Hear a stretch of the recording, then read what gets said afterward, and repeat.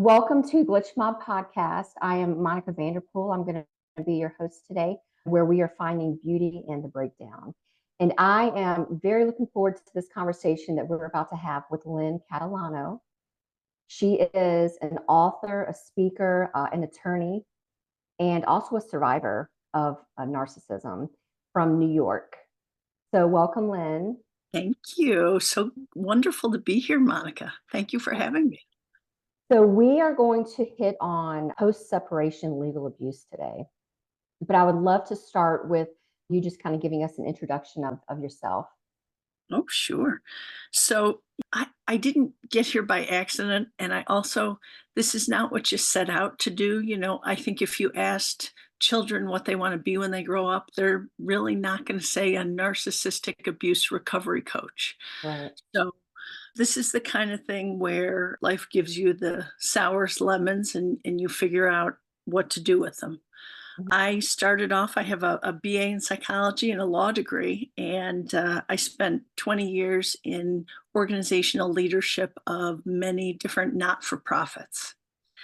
And probably on my second toxic workplace, working for the most narcissistic CEO you have met, I realized, I think the universe is trying to tell me something. Yeah. Because at the time, I was recognizing exactly who my father was and that he suffered from narcissistic personality disorder. And so I was going to work every day and comparing the behaviors and the traits. And I was saying, wow, I think I'm working for my father, essentially. I think these are the same people. And around that time, I had begun to compile all of my, I don't want to say journal entries, but part of my way of coping with the abuse was writing down what had occurred. I found it so preposterous and so ridiculous that I had to write it down. It felt like I was being punked, like there was hidden cameras. I'm so glad you used that word, because I use that word. There were several times I was like, am I being punked? Yes, Is this because real? Yeah. you're waiting for Ashton Kutcher to jump out of the back, right? Because who talks like this? Like, who says these cruel, unbelievable things? So I was writing things down, and then I decided to interview people who had suffered in different ways than I had, because here I had suffered narcissistic abuse from my parent, from my father.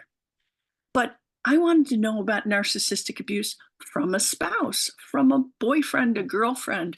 Growing up, you knew this, that dad had, okay. It didn't, because well, first of all, I was an only child, and my father was in politics, which, by the way, superb place for narcissists to reside. Okay. Yeah. Definitely gets that narcissistic supply, the ego is fed. Yes. But I spent an inordinate amount of time with my mother, and I think that really leveled me off. That was like the closest I could come to a normal childhood. And what happened was, she really wanted me to see him a certain way. And so while I knew things were not normal, I mean, once you get to be a teenager and you go to your friends' homes and you see, oh, your father doesn't stand and yell and scream when things go wrong, or walk away and pout in his room, or give people the silent treatment for years. Oh, that's interesting. Yeah. So, I recognized things weren't normal, but I didn't know about a personality disorder. I didn't know anything. And then my mother suddenly died. And I was an adult. I was not a child. I was married. I had children. But here I was alone, left alone basically with this man. And I felt like every child, every adult child, when you lose a parent, I was trying to draw him in. I wanted to bring him into my life and involve him with my children and my husband. And we had, trying to do things as a family. And he didn't want to. And his behaviors and the things he was doing and saying were so odd that drove me to do something that I now tell my coaching clients, this is a red flag. I Googled his symptoms. because I thought, what does it mean when you won't accept responsibility for your actions? What does it mean when you never apologize? That Yeah. you give people the silent treatment for weeks and months and even years? What does Mhm. that mean? And Google kept saying narcissistic personality disorder. Mhm. And that led me to really dig deep into that research. Yeah. And I don't know, was that a coping mechanism or was that my legal background? I don't know. You were trying to understand it and rationalize it. Yes, Yeah. because it's not rational. Mm. It doesn't make sense. Yeah. And, I feel like I was raised by someone, by my mother, who taught me that if you have a conflict, if we have a disagreement, Mhm. we're going to sit down and have an open, honest communication about it. We're going to Mhm. figure out what happened. I would never intend to hurt you. Yeah. And that's how we would resolve that. Mhm. Well, I tried to do that with my father over and over and over again. Like, Mhm. like I didn't get it the first 4 times that it didn't work. I kept going back because, I wasn't going to be the bad daughter that walked away. I Mhm. wasn't going to end this relationship and tell him I didn't want him in my life. So I kept going back. And then I read a quote, and I know you've seen this before. And the quote was, it's been attributed to Albert Einstein amongst other people. Definition of I insanity. can't tell you. I believe that when I did the research, it was Rita Mae Brown, who's a Uh-huh. mystery writer, who actually said it. So it's kind of amusing. But Yeah. the quote is that the definition of insanity is doing the same thing over and over again and Again. expecting a different result. Mhm. Yeah. That really resonates when you're in a relationship with a narcissist. Oh, yeah. You're the insane one. Yes, yes, because Yeah. why did I keep going back to him and Mhm. expecting rational communication? Yeah. I didn't get it. So anyway, after I interviewed all these people, I wrote a book about it. And I wrote a book because I wanted it to be a guidebook for people that are questioning, am I being punked? Is this Mhm. what's happening? Like, why is this person that I love doing this? Like, Right. what's going on? And is that the Wrecking Ball Relationships? Yes. Okay. I love the title, by the way. That was the visual I had in my brain. Yeah. I felt like every time I went back to him, I had a wrecking ball in my brain. Yeah. Like it was awful. It was awful. Mm. So, needless to say, after I wrote the book, I started coaching people one on one. I turned this full time and I've been speaking and coaching. And you're familiar with the podcast that I do with my Mhm. professional partner, with Hope J. And we have a caricature, a cartoon of ourselves that we're superheroes, we're narcissist slayers. So, Yeah, I love it. I love it. And I just started diving into that podcast this week. And like I said, I'm obsessed with it. And you have so many good episodes and so many good topics. And it's very nice to hear it from the perspective of someone who practices law. yeah, definitely. And that's not me. That is Mm. Hope. Hope is Yeah, a divorce attorney and family law attorney. And here I am in the sort of narcissistic abuse recovery space. So right. together, we're both survivors of narcissistic abuse. So we really bring that perspective as A well. good team. So you kind of touched on a few of them. Can we talk about some red flags? Oh, yeah. So I must tell you, so I put together my own list of red flags. Some of them are in common with the American Psychiatric Association's list of 9 traits to qualify for narcissistic personality disorder. You have to Right. present with 5 of them. I believe that my list is a little different. My list is what you're looking for when you're trying to avoid someone. And it especially helps when you're looking for your next chapter after Mhm. you've been in a horrible, toxic relationship.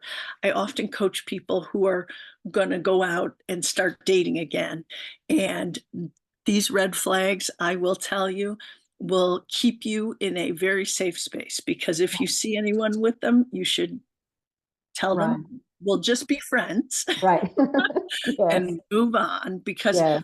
not everyone presents with narcissistic personality disorder. So you can find someone that doesn't have it, I promise. Yes. So, number one, they lack the ability to exhibit empathy. completely. Like, it is mind-boggling, and I almost wouldn't have believed it had I not watched my father in practice. My mother passed away very suddenly from congestive heart failure that we didn't even know she had. So all of a sudden, I was aware at a very relatively young age as an adult that we had cardiac issues in our family. Mhm. And I was under some immense stress about a year and a half after she died, as you can imagine. Here I'm trying to balance, full-time job, 2 children, my husband, my house, and my father. Mhm. And I go to my regular primary care doctor, and he says to me, "You know what? Your heart doesn't sound great. I want to do an EKG." He does an EKG. He says, "I want you to follow up with a cardiologist," which, you might as well like tell me a worse diagnosis. I go home, Yeah. I'm, freaking out. Shaken. Yeah. So my father comes over my house, and I'll never forget this. And I was really happy that my husband was there to witness it. So Oh, he comes in the kitchen, and I said to my father, in that voice that you use when you are talking about something with gravity, something serious. And I said, "Dad, and I relayed exactly what the doctor told me and how he wants me to see a cardiologist. And I'm really scared." And my father says to me, "I know, my back's killing me." oh God. He made it about him. No empathy. Yeah. So, Oh, empathy is what allows us to walk a mile in someone else's shoes. It's what allows us to understand what someone else is thinking and feeling. I often talk about empathy as being the biggest part of emotional intelligence. It allows us to read the room. yeah. Narcissists cannot read the room. Mhm. Or what I've noticed, if your partner or that person sees you crying, they don't. What Why are you crying? They're irritated. Yeah, why are you crying? Yeah. They're not, Instead of, my reaction is to go up, give him a hug, show some compassion. of Right. course. Hmm. Of course, that is, but they are not, they don't have normal reactions. They are disordered. They have a personality disorder. Like, we Right. have to remember that we can't expect normal reactions from them. Yeah. Two, they have to have control. So Hmm. this is like control of you, control of your children, control the situation, control of the dinner table, control Hmm. of the party, the vacation, whatever it is, control. Yeah. And if they don't have control, they're either going to really attack the person in control until that person capitulates, or they're going to throw a tantrum. Hmm. So, like, I'm going to tell you, my father once said to me that he only goes on a board of directors to be chairman or president. And I was like, what? Like, Hmm. to me, I would only go on a board of directors if I believed in the mission of the organization, right? Like, Yeah. what's happening here? He only wanted to be involved if he could be in charge. Wow. Says a Wow. lot. Yeah, that does. They also like to control your finances, and so that's called coercive control. And it happens in a lot of relationships, especially romantic relationships, where one partner will control the finances and will literally question you on every expenditure, will put you on a budget. Maybe you Mhm. don't have your own credit card, maybe your name's not on the house. I mean, there's a lot of really bad issues, making it near impossible for that other person to leave the relationship. Mhm. Right. Yes, please.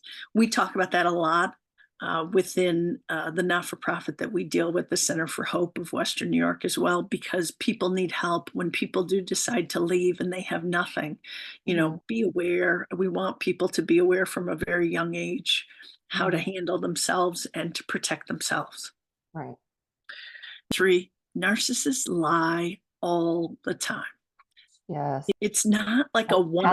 Pathological liars. Yeah, I mean, and they lie about, like, little stuff, like, stupid stuff, like, Mhm. why bother? Like, there were so many things he lied to me about, and I would say, "Why would he lie about that? Like, who Yeah. cares?" Like, Right? what was the purpose in that? Yeah, but Mhm. I think that they don't know how to be honest and genuine, like, they're Mhm. always portraying someone else. Mhm. And the other part of that, I wouldn't believe this if I hadn't seen it in action, but they believe their own lies. Mhm. I Mhm. just I couldn't even believe it. We had argued for this long time about this particular lie. And I had, of course, as an attorney, right, I had all my evidence. I was like, this is Right. why, this is not Document. true. Yeah. And like 3 years later, he clung to that original lie. Mm. Wow. Yeah. For they don't communicate well or sometimes at all. And I feel like Mhm. this is something Right. that people don't recognize. And again, this goes back to my expectation that we would resolve conflicts through open communication.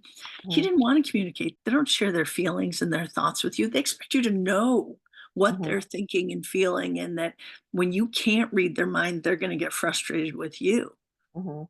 But they're not going to communicate. And that, by the way, went for my toxic boss, the last CEO I worked for. Yeah. He also expected you to know what he was thinking all the time, and he did not communicate well at all, and he would just fire people. They had a 25% turnover in this huge organization, 25% annually. Wow. And Mind what I blowing. experience is that they get upset at you for not communicating with them. You bet. Yeah. It's all, the onus is on you, Mhm. not them. Right. Yeah. Yeah, absolutely. Number 5, they don't like boundaries and they won't respect yours. Yeah. Oh God. These are big. Now, when I'm I writing talk these down. when I talk about boundaries, please know they are so critical to protect you. Your Yes. boundaries are your personal rules and your personal limits, and no one gets to tell you they're wrong. Right. Yep. However, when you're dealing with someone with NPD, they act like, in a parking lot where there's a little fence, they're just going to blow through it. That's your Mhm. boundary. They're not going to respect them. But that doesn't mean you shouldn't have them. You just have to know it's not going to be effective with that particular person. I But feel like the word of the year for 2024 is boundaries.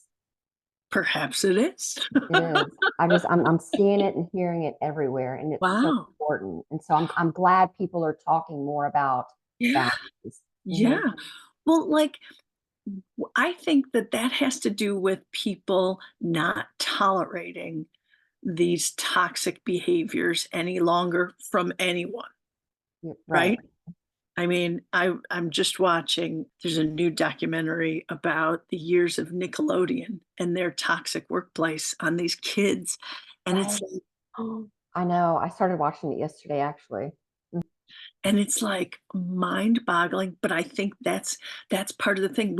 Those kids didn't have any boundaries. Their parents didn't have any boundaries, and it was like money and fame was such an attraction that they couldn't enforce their own boundaries. Right. And maybe today, if I would love it if 2024 was the year of the boundary.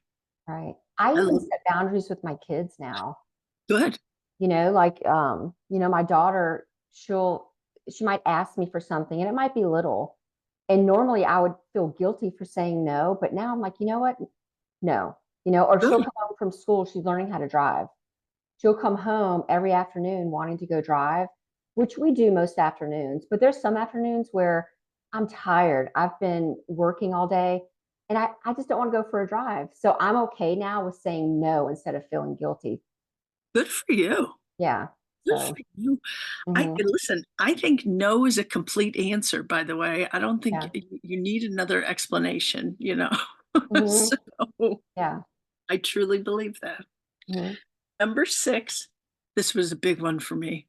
They are never accountable for their actions. mhm, It's really hard because we live in a place that we thought people were accountable for what they said and did. Most people are. mhm, People who suffer from MPD are not. All I wanted, there was a thing that broke my father and I. There were things along the way, very little, when I look back, minor things, but this one really big thing broke us. And all I wanted was for him to say to me, I never intended to hurt you. That would never be my intention. I love you. You're my only child. mhm. And he wouldn't do it because Yeah, that would have meant accepting responsibility. right. Ugh, And so not only will they never do that, it's always someone else or something else's fault. mhm, Like that person, I dropped it. I broke that because that person scared me, or because you did that, or it's your fault. Like they have to deflect and deny and lie every time. And then they refuse to sincerely apologize. Like that part is like, what do you mean you won't just say, I'm sorry I hurt you?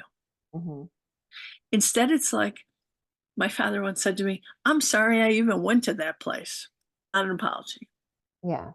Not an apology. Or they feel like they're forced to apologize. So their apology comes across as cattiness, fine, I'm sorry. Right. And then move on to another subject. Right. Right. Or I'm sorry, but. Yeah. There's always a qualifier in there, Right. know. Yeah. And then find something that you need to apologize about. Yeah, because let's turn the tables and make them the victim, and it's your fault. Yeah. Yeah. Just remember, it's always your fault. Yeah. Yes. Yep. Absolutely. Number 7 is it's interesting because most people can relate to this. Narcissists are known to behave a certain way in public, and I'm so glad you're touching on all this. and to act differently behind closed doors. It's known as wearing a mask, and the mask comes off at home, or being two-faced.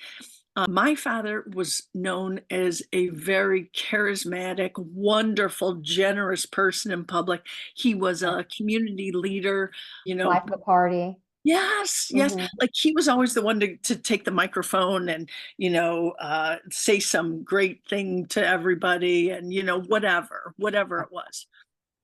In reality, he was emotionally abusing my mother and I behind closed doors for years and years. And like, if you could have seen him interact with his grandchildren in my home versus in public, in public, when they have in a play, in a live show, they have someone an understudy needs to come in because the star of the show is injured in some way or sick or whatever. So they say, and tonight in the role of, well, I felt like that was how, when we were in public, my father was in the role of grandfather. Yeah. And all of a sudden he was this magnanimous, generous grandfather. But when we were in my house, he once said to me, who did you expect me to talk to? Allison? That was my youngest daughter. She was like 5 or 6 years old. Yeah, I did expect you to talk to your grandchild. Yeah. I called it, I don't want to throw a name out there. I'll use, I don't know, Bob. I called it Bob number 1 and Bob number 2. Oh, because Like, you which didn't Bob, who you were going to which Bob are we getting today in public? Are we getting Bob number 1, Bob number 2? Oh, wow. Because they are very different. And like he could shift in minutes. Like he could like just be talking to me and say something really awful, and then someone would come over and say, hey, how you doing? He'd be like, hey, how you doing? Right. While you're sitting there like, Yes. not being able to get out of your feelings. Yeah. Because it was awful. And yeah, people didn't realize that. So number 8, they use a lot of different tactics to punish their victims, but my belief is that they have 3 favorites, and so they have this great toolbox that they use, right, to punish their victims. The 3 they like the best are the silent treatment, gaslighting, and triangulation. And again, they're the kind of things. I mean, listen, I knew my father was a near professional at giving the silent treatment. Like he was so good at it.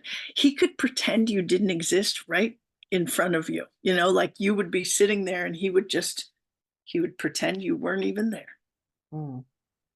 So that was really good. But gaslighting, is where they tell you that your perception of reality is wrong. So they're going to tell you their version is correct. And so, I always use the example of, if a couple was at a bar, and it doesn't matter if it's male or female, we know that narcissists are both, right? They're not necessarily one or the other. So let's say that the male is sitting there, and the female is off flirting with someone else. And so the male says to her, it really upset me when you were flirting all night with whomever. And he says to her, you drink too much. You might have a problem. Anyway, and there's the third one, the triangulation. I don't know if you've seen that. It's oftentimes they will use, if there are, like, if it's a parent, they'll use siblings and pit them against one another. But I've also seen it in romantic relationships where they bring in either a friend or a sibling of one of the husband or the wife, and they will pit you against one another. So what they do is they'll tell you something and they tell the other person something different. Okay. And then an argument ensues between the two of you, and they're able to either manipulate the situation, or they come in as the savior or the Oh. problem solver or the martyr, whatever they're portraying Now, that this is the first time I've heard of this, but I get it though. triangulation. They're almost like the puppet master. Yes. Mhm. I'm going to tell you, my father attempted to triangulate my husband and I, which is really amusing to me now because my father never liked my husband. Like, he Mhm. literally was very rude and obnoxious to him for my whole relationship. Yeah. So it was a really short period of time. And he was trying to draw my husband in and tell him things that he hadn't told me. And it was, I didn't even know the term triangulation, but I saw it happening, Mhm. and I salvaged the relationship I wanted to save, which was my marriage. And then I told my father, don't you ever Yeah. do that again." All right. That's a new one. But as Yeah, you're talking, I'm thinking of instances where I'm sure. thinking of instances on a business level because we had a company together on a business level where stuff like that has happened. But back that talking about the gaslighting, because Yeah. I feel like gaslighting was really popular. The word, the awareness of it was really popular last year. Yes, I agree. And I found that like when you're really aware of it, you almost can start predicting that I'm getting ready to get gaslighted. Yep. So Yep. you'll ask the question or say whatever, they'll come back, sure enough, I'm being gaslit. Yeah. Yeah. Yeah. They're going to tell you, and remember, all of these red flags go back to power and control. Yeah. And so they need to have it. And gaslighting is just about power and control, right? It's Mhm. about telling you exactly how it happened and how your perception of reality is wrong. Right. Theirs is right. Yeah. Yeah. Yeah. So the gaslighting and triangulation, was that 9 and 10, or is there? No, no, no, no, no. That's all. That's Those all are all 8. number eight. Sweet. Nice. Number nine, they have an excessive need to be recognized, envied, Mhm. praised, revered all the time. Right. It's their oxygen, and it's known as narcissistic supply. And that's what I alluded to before. That's what my father got from politics, certainly. Yes. He was in a non elected official role, he was a party chairman. And Mhm. so, talk about power and control. If you wanted to run for office, you had to come to him. Compare this to like a Godfather syndrome almost, Yeah. because people would come, Godfather, I want to run for town council. Like, do I get the backing of the party? Do I Mhm. get money and endorsements and all the things that you bring with Yeah. it? And he got to determine that. So just fed his narcissistic supply on a regular basis. Right. But here's the thing about narcissists: if you get more than them of recognition, attention, reverence, envy, praise, any of that stuff at any given moment, you will be punished. And Yeah. they will employ one of those tactics, whether it's silent treatment, gaslighting, triangulation, whatever, you will be punished for sure. Yeah. Mm. Number 10 is perhaps the most difficult for me to actually put into words. It took me the longest amount of time because all of a sudden, like, it hit me, and I recognized that they always stay in the shallow end of the relationship. They don't know you at all. Yeah. They don't know you. My father never asked me open-ended questions. He asked me closed-ended, like chocolate or vanilla, Mhm. or, you know, Italian or Chinese. He didn't say, "Why don't you like that?" Or, "What's your goal in life?" Or, "What's your fondest desire?" Or, "Why don't you want vanilla?" Mhm. he didn't care enough to ask those deep questions. Mhm. And, I truly believe in healthy relationships when we have uncomfortable conversations, and I know you know what those are. That's where we show real vulnerability and we talk about things we like or don't like, and we get deep into it with somebody. That's how we get to know each other. That's how our Yeah. relationship gets to that deeper level. Mhm. And it gets better. I think that my relationships have only gotten better after uncomfortable conversations, Mhm. except with my narcissistic father, because Yeah. he refused to have uncomfortable conversations. Yeah. Mm. Yeah. So that's how you know. So these are my 10 red flags. These These are are great. these are non-negotiables in a relationship. These are Right. really the signs of what you don't want in a Right. healthy relationship. So, like I said, these are great. Let's move into the post once you've been separated Yeah. from a narcissistic, toxic relationship. Just some of the abuse that still occurs. So you know that everything is a competition with a narcissist, Mhm. and they'll make something a competition even if it's not. And so when you are getting divorced and you have determined that this relationship is just not working for you and it's not healthy for you, they're going to look at the things that mean something to you, the things that are important to you, because they do know your triggers, right? And they know your insecurities, Right. and they're going to play on those. And Mhm. so, especially if you have children with this person, they are going to want whatever you want. They are not going to acquiesce to your wants and desires. They're not going to respect you. They're not going to show you respect. And so you need to know that going in. I always recommend getting legal representation that actually understands this type of personality. And Mhm. I think that, in this day and age, we are so much more aware. Like, we didn't talk about narcissistic personality disorder 10 years ago. No. So, like, this is a big deal. And I do believe, certainly my good friend and professional partner here is an expert in narcissistic abuse and how it affects divorce and custody issues. I believe there are more people like that across our country because they Mhm. have to be. Right. So try and find that type of representation, Mhm. because you know who your soon to be ex is. So you need to be aware of who they are and what they're going to be and what they're going to do. Don't Mhm. don't be Pollyanna about what's going to happen. Like, don't expect you had a bad ending to your marriage and now all of a sudden this person is going to be respectful to you. Right. And you almost have to mentally prepare yourself for that journey Yeah. because Yeah. it's a long one.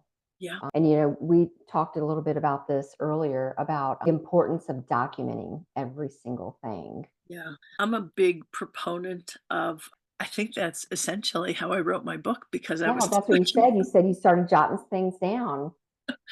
because it is so unbelievable. So I recommend sending yourself an email, like from one Yeah. email to the other, because those are time stamped. So they're Mhm. contemporaneous in whatever's going on.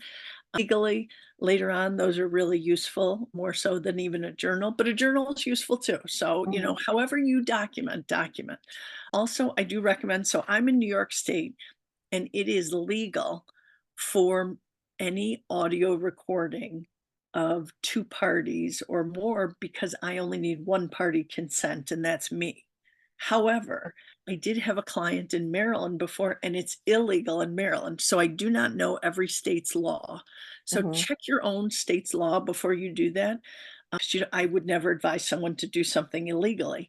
We're talking about if you have a phone conversation with him and you decide to record it. Yes, You need to make sure that it's legal in your state, that yes, you either need consent from one person, yes, or if you need consent by both, you yes. shouldn't be recording. Correct. Like, I can Okay. tell you, for example, the state of Maryland, you need two-party consent, so you can't do it there. Okay. But I do find it useful because if you've ever had an argument with a narcissist, you know that it is like being on a roller coaster in the dark going backwards. Hmm. Like, you don't know what's coming at you. They use things like there's a term called word salad that I had never heard of before, and that's where they start bringing up irrelevant things, perhaps things that Yes. happened 10 years ago, just to deflect from whatever your actual issue is. Yeah. And you you almost your brain feels like it's being attacked when you're in Right. this type of situation. And you get to the point where you're like, what are we even arguing about? Like, I'm so It's confused right it now. it's very confusing, but they do Yeah. that on purpose. That's all Uh-huh. intentional, Yeah. to throw you off balance, to create chaos and confusion. They love that Hmm. because that means that you're not gonna be focused on whatever you're accusing them of because they definitely did whatever you're accusing them of. Right. Word I mean, salad. I like that. word salad, yeah. I often think that they're like spinning plates. Like, Mhm. look at the plate I'm spinning. Don't talk about whatever you're talking about. Look at the plate, Yeah. that Yeah. anything to deflect. Hmm. And so that's why recording comes in handy because then you can listen to it later on and be like, "Oh my god, I can't believe they said that. Yeah. I didn't remember that they said that because how can you Mhm. remember everything that happens?" Right. Yeah. So that's why it's handy. Or if you can't record in your state, as soon as you leave the argument, make sure you write things down right away. Right. Keep a calendar. Yeah, Hmm. yeah, yeah. Anything to like trigger that memory if you ever have to go back. And do not ever delete any kind of communications. So whether they're text messages Hmm. or emails or voicemails, hold on to everything. Hmm. And text messaging now, they've got the capability of deleting. Yeah. I think this could be wrong, but I think it's like 2 minutes. Within the first 2 minutes, they can delete. So they can like, throw a little rock at you and then delete it. Wow. So, but Wow. I know that they have apps out there, which that's something that I need to explore soon. But they have apps that you can use that to communicate with your significant other, or not significant other, your spouse, when it Right. comes to the kids. They can't delete it. It's time stamped, Yeah, yeah. and you can use it if you ever need to go to court. I feel like a lot of people use Family 360, I've heard. Yeah, I agree. Yes, like those are I have a client right now who uses an app to speak with her ex because they have a child, and they only communicate on the app. Right. And you can also, if say you pay a medical bill or you pay for sports, you can put that on the app where if you agree to split the expense, Oh, so you that's can keep good. track of that. That's good. That's Yeah. good. Because And there's so some cases where you need to block them. oh, yes, Yeah. absolutely. Not just on social media, but from your phone. So Yes. they can't call or text you. But that is difficult when you share a child, but I think Right. those apps are the answer. I think you're Mhm. absolutely right. Because listen, if I was coaching you about a relationship without children, okay, Mhm. so that the relationship has ended, I would coach you to block this person on every platform Correct. Yeah. because they try and do this thing. So there's this thing called a Hoover maneuver. Have you heard of this? No, these are also good. Hoover maneuver. So it's called a Hoover maneuver after the vacuum cleaner because they're trying to suck you back in. That's interesting. I love that. Hoover maneuver. Yeah, so they're gonna play on, something that you shared together. So whether it was a holiday or a family thing or something that that, a family member hurt them and you know about this or whatever it is, they're gonna play on your empathy because they know you're an empath. Mhm.